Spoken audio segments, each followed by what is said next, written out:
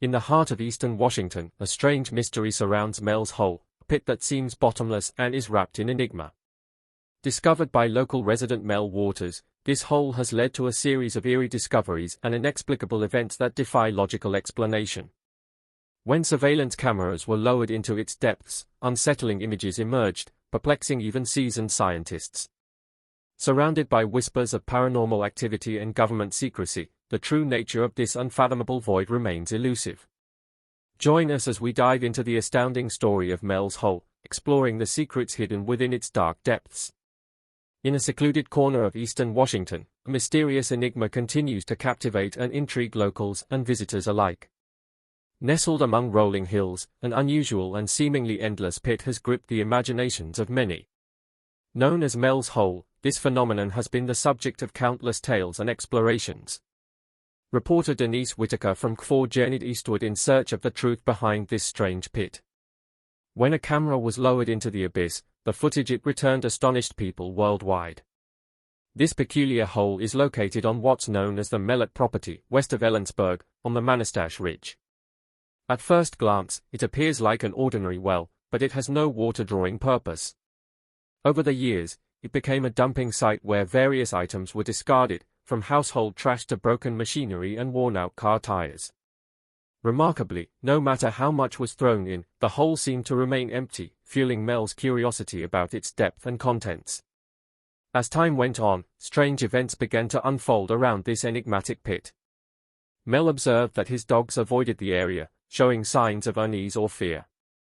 Additionally, odd and inexplicable signals appeared on his radio when near the hole, which seemed to be bottomless. Stories and theories about Mel's Hole began spreading far and wide. In 2017, a daring research team located the hole and decided to investigate further by lowering a camera into its depths. What they witnessed was beyond belief, so unsettling that they felt compelled to retreat, realizing the potential danger they faced. Join us as we unravel the chilling mysteries of Mel's Hole and the courageous efforts of those who dared to uncover its secrets. Mel's Hole is no ordinary pit. It is a large, circular gap about 9 feet in diameter, bordered by a stone wall that extends about 15 feet before giving way to complete darkness. For years, the hole served as a community dumping site, not only for Mel Waters and his wife but also for their neighbors, even before Mel moved to the area. What's unusual is the absolute silence when objects are thrown into the hole, no echoes, no signs that anything ever reaches the bottom. Driven by his curiosity and a problem-solving mindset, Mel, an avid fisherman, decided to explore its depth. Attaching a 1-pound weight to his fishing line, he began lowering it into the pit. Astonishingly, even after unspooling 4,500 feet of line, the weight hadn't reached the bottom, leaving the hole's depth a baffling mystery. Mel didn't give up easily. He pulled the fishing line back up and, instead of a heavy weight, attached a pack of Lifesavers candy, hoping to find signs of water deep in the hole. But when he retrieved the Lifesavers, they were completely dry. Determined, Mel continued his experiments, adding more and more fishing line until he had used nearly 10,000 feet, almost 2 miles, without hitting bottom. Eventually, he extended this to a staggering 880,000 feet, or more than 166 miles, yet the hole seemed endless, holding its secrets within. During his experiments, Mel noticed something even stranger. His dogs refused to go near the hole, pulling back and digging their paws into the ground as if sensing invisible danger. The area around the hole was eerily silent, devoid of birds and insects, although birds would occasionally fly over without appearing disturbed. When Mel shared this with his neighbors, they confirmed that their dogs behaved similarly. One neighbor even recounted an unsettling story. After losing his beloved dog, he threw the animal's body into the hole, only to see the same dog, wearing its familiar collar, alive and running through the woods days later. The dog, however, acted as if it didn't recognize him, as though it had come from somewhere else, perhaps even another world. By 1997, Mel was overwhelmed by the strange occurrences and the endless depth of the hole. Searching for answers, he reached out to the radio show, Coast to Coast AM, with host Art Bell, known for discussing mysterious and paranormal subjects. Mel hoped that ART's audience could help make sense of the inexplicable events surrounding Mel's Hole. The saga darkened as government involvement hinted at even deeper mysteries, all revealed on the popular radio show. In February 1997, Mel made a significant decision to share his story with Art Bell. After contacting Art, they soon had a phone conversation that launched the story of Mel's hole into the public sphere. As Mel recounted his experiences, listeners from around the world tuned in, offering advice on investigating the pit further, from using laser beams to measure its depth to employing ground-penetrating radar. However, by sharing his story on the radio, Mel inadvertently exposed the hole to the world, drawing unexpected attention to this strange anomaly in eastern Washington. The very next day, when Mel tried to go back to his land, he found he couldn't get in. The United States military had discovered the hole and taken control of the area, barring anyone else from getting near it. Right after Mel had spoken about it on a Friday night radio show, he noticed helicopters flying over his land, and they continued the next day. Mel had mentioned that the hole seemed to affect the environment around it. Animals avoided it, while plants thrived nearby. Radios also behaved oddly near the hole. If brought close, they emitted strange noises and sometimes picked up distant or even past radio stations. Once, Mel's radio played old-time tunes from decades earlier. When he tried to change the station, he ended up hearing a broadcast of a 1967 baseball game, 30 years prior. When Mel first spoke to Art on his show, they had talked for about an hour. Mel was in Ellensburg when he made that call, but when he attempted to return to his land, he was stopped by the military. They had set up a blockade with large vehicles and were armed. They told Mel a plane had crashed on his land, but there was no evidence of any crash, no debris, no fire, nothing. Still, they wouldn't let him pass, saying they needed to inspect the crash site first. When Mel asked to speak with their supervisor, a man dressed in civilian clothes came out. This man suggested that Mel might no longer own his land and hinted at the possibility of finding illegal activity, like a secret drug lab, if he resisted. When Mel bravely said he would go to the media, the man laughed, saying, "Go ahead and talk. No one would believe your story anyway." Despite this, Art Bell and his listeners were open to believing anything. A couple of days later, Art contacted Mel again to see if there were any updates. Mel shared a startling account, though he hadn't seen it himself. One of his neighbors reported witnessing a strange dark beam of light shooting up from the hole, piercing through the clouds. This darkness was described as something entirely new and frightening. Though Mel hadn't actually seen the beam, many listeners on Art Bell's show noted that this area of Washington was known for strange occurrences. People had reported seeing UFOs, disappearances, and other peculiar events around there. Listeners called in with various theories about the hole. Some speculated it was located on a ley line, which some believed to be an invisible energy line across the earth, and suggested it might be a portal to another realm or time. They imagined that everything thrown into the hole, trash, broken items, and even animals, could be piling up in a different world. One caller suggested that the hole might be an entrance to the hollow earth, an old theory proposing a vast world within our planet, like a giant cavern. People continued sharing theories, and since Mel couldn't return to his land, he sought information from nearby residents. An elderly neighbor told him that, long ago, stone pillars had surrounded the hole. Some listeners warned Mel that speaking publicly could be risky as the government might be listening. At the end of the show, Mel promised to return with updates, but when he was scheduled to reappear, he was missing. He didn't answer his phone or any messages. Then, a TV crew traveled to Ellensburg to investigate, but they couldn't find any trace of the hole. They did, however, find military documents and evidence indicating the military's presence or recent activity. 3 years later, Mel disclosed that someone had offered him a substantial amount of money, $3 million annually, just to let them use his land, with a major condition: he had to leave the United States immediately, agree not to speak about it, and never return. Mel accepted the deal and moved to Australia for 2 years. But eventually, he missed his family and home, prompting him to risk sneaking back into the United States to visit them. Mel's journey became even riskier as he sought to uncover the truth behind the hole. Mel had been warned not to return, but he ignored those warnings. He came back to see his family and even planned to share more details on Art Bell's radio show. However, things took an unexpected turn. On the day he was supposed to appear, he was traveling by bus to see his nephew when a heated argument broke out among the passengers. The dispute escalated until the police arrived, questioning everyone on board. The passengers were then moved to another bus to continue their journey. But soon after, Mel experienced a strange blackout. When he awoke, he found himself in an unfamiliar alley in San Francisco, disoriented and frightened, with 12 days missing from his life. His wallet was gone, and his arm was sore, showing marks as though someone had repeatedly inserted needles and taped it, likely for and for. Mel also tasted blood and discovered some of his back teeth were missing. Confused and scared, he couldn't make sense of what had happened. His troubles continued as he attempted to return to his land. Eventually, he found himself entangled in legal issues. Authorities accused him of constructing unauthorized buildings and roads on the property, but Mel knew he hadn't done any of it.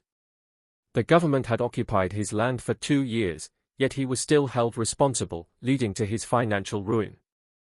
Things went from bad to worse for Mel. Just a day or two after his attempt to contact Art Bell again, he checked his bank account and found that all his money had vanished.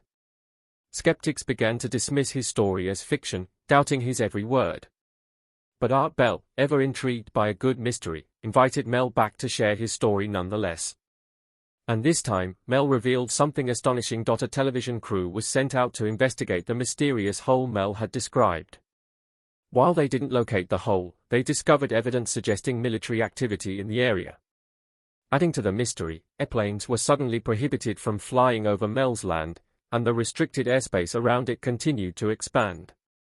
Another curious detail emerged online. On a satellite mapping website, the area around Mel's property appeared as a black square, completely obscured. Some speculated that Mel may have seen this black square on the website and fabricated the story about his land. However, this theory was debunked because the website with the black square didn't even exist until 6 months after Mel first called Art Bell. So, it seemed impossible that he could have known about it. Just as it seemed Mel's story couldn't get any stranger, a Native American tribe from Nevada reached out to him. They had heard about his hole and were studying a similar bottomless pit of their own. They sought Mel's expertise, believing he might understand the phenomena because of his own experiences. This led to a new chapter in Mel's life as he headed to Nevada to explore another mystery. The tribe took Mel to see their mysterious hole, but this time it was located in a different area. Before visiting the site, Mel had discussions with both Native American representatives and a group known as the Bosque. They wanted to ensure that Mel wasn't affiliated with any outside interests, such as the government or the media. Once they were satisfied with his intentions, Mel was allowed to see the new hole. Everyone was curious, what lay at the bottom of this pit?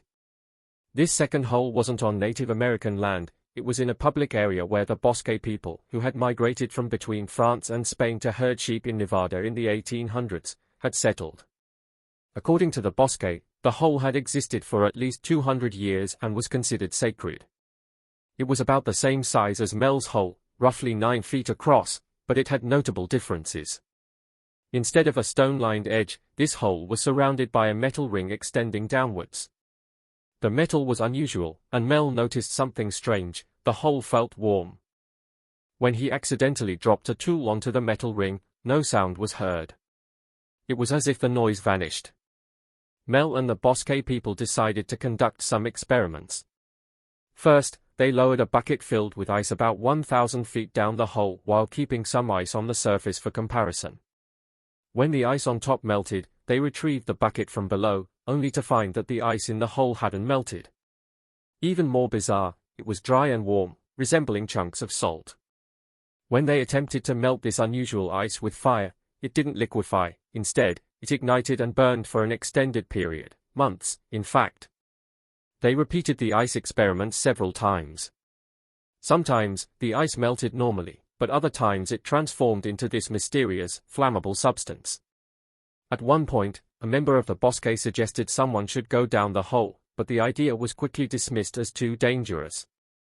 Instead, they devised an alternative plan. They would lower a sheep into the hole. Though it sounded odd, they went through with it. However, the sheep resisted, almost as if it sensed something was amiss. Eventually, they managed to secure the sheep in a box and lowered it approximately 1,000 feet into the pit. When they brought it back up, the animal was dead. The Bosque, knowledgeable about sheep, decided to investigate by examining the body. Inside, they discovered that the sheep's insides appeared cooked, with a large tumor taking up most of its internal space. The tumor started to move on its own, causing surprise and concern. They decided to cut it open, and what they found inside shocked them further: a creature resembling a baby seal but connected to the tumor by an umbilical cord, with eyes that looked eerily human. The seal-like creature, once exposed, moved to the edge of the table on its own.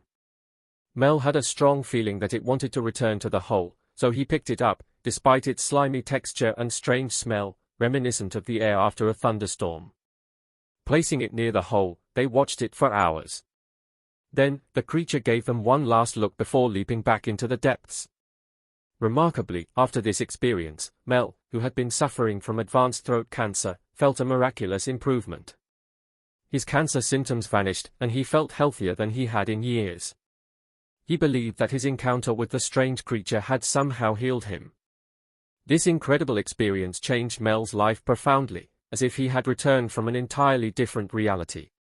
As the radio show episode came to an end, listeners were cautioned about the road leading to Mel's hole. The message was clear: attempting to approach the hole could lead to unsettling consequences, even the possibility of vanishing into an unknown dimension. A few months later, Mel returned to the Coast to Coast show with more stories, particularly regarding the experiments with the endlessly burning ice. One Bosque individual, seeking warmth, had taken a piece of this burning ice into his cabin.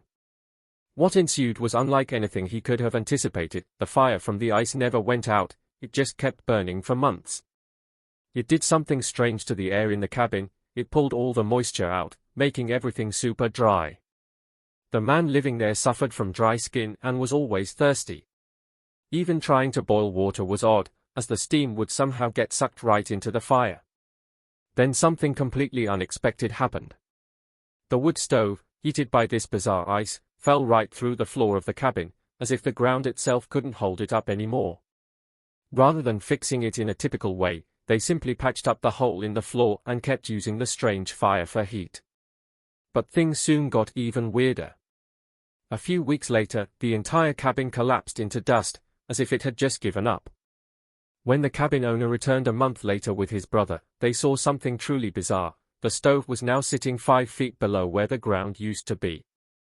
It was as though the burning ice had created a new, baby version of Mel's bottomless hole right there under the stove, leaving a smooth and even surface around it. They tried to remove the stove, but couldn't do it alone. It wasn't until they brought in a large crane that they managed to pull the stove out of the mysterious pit. But that's not where the story ends. The Bosque people began sharing their experiences with the magical seal creature that had come from the original hole. They viewed this seal as a kind of friendly spirit, a benevolent presence that had somehow connected them to the strange and powerful energies of the hole. They felt a deep, spiritual bond with it, something that went beyond ordinary understanding. Then there were the birds. Brightly colored birds began appearing around the hole, and no matter what, they couldn't be scared off or harmed. They just kept flying around, unbothered by anything. The Bosque saw these birds as a sign, an acknowledgement or blessing from the magical seal and the mysterious energy of the hole. It was as though the birds and the seal were part of a bigger, spiritual story unfolding right there in Nevada. The truth about Mel's hole, however, remains elusive, shrouded in mystery and darkness. In a twist that could only belong to the most bizarre of tales, the Bosque group came forward with a mind-bending claim: the magic seal, they said, had found a way to communicate with them. It wasn't through any normal means, but through a series of beeps and clicks over the radio. According to the Bosque, these weren't just random noises, they were messages. The seal, they believed, was actually talking to them, warning them about the dangers of the special burning ice. It told them that the ice could cause terrible things to happen if it fell into the wrong hands. Art Bell, always looking for proof to back up incredible claims, asked the Bosque if they had any evidence of these strange communications. The Bosque assured him they did. They had recordings of every beep, every click, and every message they thought they had heard from the seal. Art, intrigued, promised to bring Mel back on the show to talk about it all, asking Mel to bring any evidence he could find, recordings, photos, videos, anything, from Nevada. The episode ended with promises of more to come, But then something unexpected happened. Mel went quiet. He stopped responding to ART's messages, and then, suddenly, his phone line went dead. No one heard from him again. 5 years passed, and the story of Mel's hole became one of those lingering mysteries full of what ifs and maybes, never quite forgotten. In the end, Mel's hole remains one of the most intriguing stories ever told on Art Bell's show. But what can we actually verify? When it comes to the hole's exact location, things become murky. While satellite images from Terra server once showed a blacked-out area where the hole was said to be, Google Earth later made the area visible again. However, nothing conclusive was found. Even if the military had taken over, as Mel claimed, they may have hidden any trace of the hole. Dedicated fans and curious onlookers have tried to pinpoint the real location based on Mel's descriptions. One person even visited a site that matched Mel's description of his property, complete with 2 old buildings, one of which had collapsed, just as Mel had said. They found a hole that matched Mel's description, 9 feet wide, with a stone wall around it. For a moment, the online world buzzed with excitement. Could this be Mel's hole? But that excitement was short-lived. The hole turned out to be just an old well, with a clear bottom in sight. As for Mel himself, he remains as much of a mystery as the hole. There are no records of anyone by his name living in the area where he said he lived. Some believe he might have been using a fake name to protect his privacy. But one of the biggest holes in the story, so to speak, is the lack of any photos or physical evidence. Despite all the incredible tales, no one has been able to produce a single picture of the hole or any of the strange events said to have occurred around it. Every time Mel spoke with Art Bell on the radio, Art would ask him for photos to prove his wild stories. But Mel always had an excuse. Sometimes, he'd say he just forgot to snap pictures, which sounded pretty weird. Other times, he claimed that cameras wouldn't work near the mysterious hole because of some strange interference. There were even times when Mel said he did have photos and recordings, but for some reason, he never seemed to have them on hand. He'd always promised to send them over later. Despite all these incredible stories, Mel never tried to profit from his tale. If he had wanted to, he could have sold all sorts of merchandise, t-shirts, books, even fake photos. There were plenty of people who would have bought them just because they were fascinated by the story. Some believe Mel's story grew so wild over time that he couldn't keep up with his own fabrications, leading him to disappear. On the other hand, Mel was quite consistent in sticking to his original story. For 5 years, he never wavered, even when Art Bell tried hard to catch him in a lie. But let's talk about the hole itself. The idea of a hole that goes on for miles and miles without collapsing is difficult to believe. It's a geological puzzle. Unless, of course, this hole was some magical gateway to another world or something. But we still don't know for sure. There are people who believe in Mel's hole, but even Art Bell, who loved a good mystery, might have had his doubts. Nevertheless, Art knew his audience loved this kind of eerie, unexplainable tale. It's become a legend that has lasted decades. In 2017, a group of adventurous souls, still captivated by the mystery of Mel's hole, decided to take matters into their own hands. They gathered modern technology like GoPro cameras and powerful lights and set off to find the legendary pit. Their journey was sparked by some coordinates they found online, pointing them to what could be Mel's hole. They ended up at a farm, staring into what seemed like an endless void. The depth was beyond comprehension. They tossed rocks down it, listening for any sign of a bottom, but the mystery only deepened. While they were there, they noticed someone, or something, watching them from afar, adding an eerie layer to their quest. They filmed everything, but before they could review the footage, they felt an urgent need to leave. Before departing, they saw a beetle fall into the hole, a moment that symbolized the deep, unending unknown that continues to draw us in, compelling the human imagination to wonder what secrets lie just out of reach. Is Mel's hole just an urban legend, or is there a deeper, darker truth buried in the Washington wilderness? Share your thoughts below and don't forget to hit like and subscribe for more mysterious tales.